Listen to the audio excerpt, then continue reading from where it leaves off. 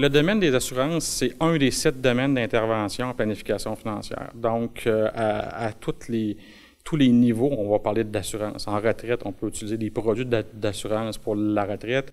En succession, bien, on sait que c'est un moyen de financer, si on veut, le coût de vie des survivants.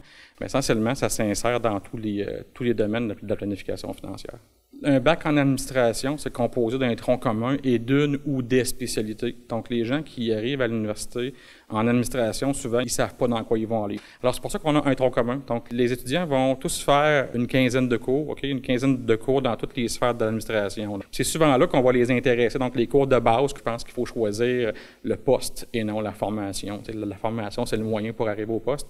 Donc, on leur en parle beaucoup. Les chargés d'enseignement, on a une spécialité aussi. Moi, ma spécialité, c'est le service financier.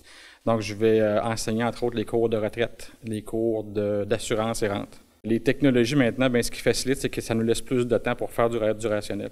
On est capable maintenant de travailler sans papier, donc d'arriver chez un client avec un portable, d'avoir tout sur notre main. On peut même faire signer des contrats maintenant directement sur notre portable.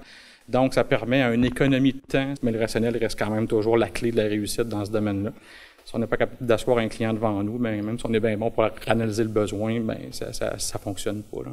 De plus en plus, on a beaucoup de stages, donc on a créé un marché justement pour nos étudiants.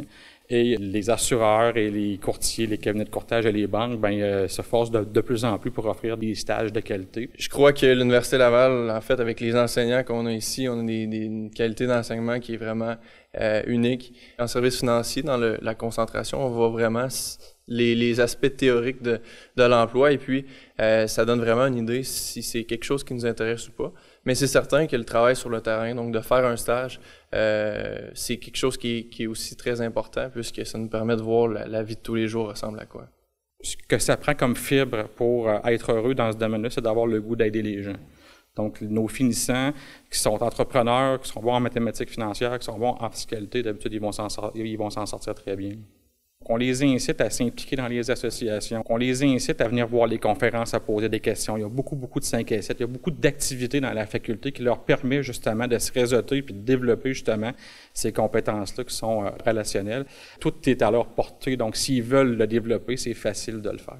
Le réseautage, c'est quand même quelque chose qui est vraiment important. Rencontrer des gens, ne pas avoir peur d'aller voir les personnes qui recrutent, puis jaser avec eux, je pense que c'est la meilleure solution pour se trouver un emploi dans ce domaine-là. Moi, je dirais que c'est un métier qui, dans l'avenir, la structure de l'industrie va changer. Fait qu'on a beaucoup de défis qu'on va avoir à relever. C'est une belle place pour des jeunes de venir faire leur place, justement.